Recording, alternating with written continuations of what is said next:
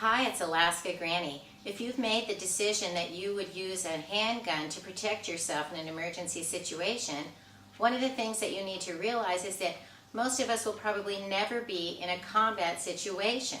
So what you need to consider is times when you have been in danger or alarmed or had an emergency situation and how you dealt with that.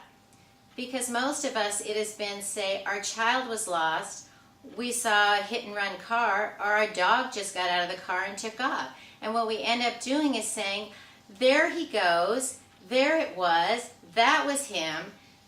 And so that's one of the techniques that you need to consider protecting yourself, is the point shoot strategy of using your handgun.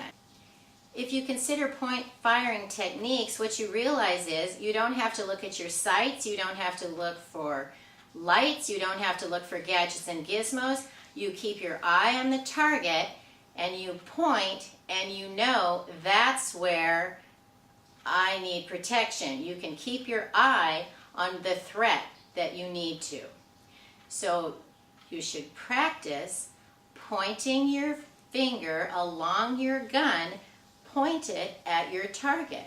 Because when we go to the shooting range, what we do is we're in a calm situation, we have the best possible circumstances, we have the time to take each shot. But in an emergency, you may not have that luxury, and you don't want to be fumbling around with your gun and put yourself or your family in harm's way. Take the time to find the gun that's most suitable for your needs.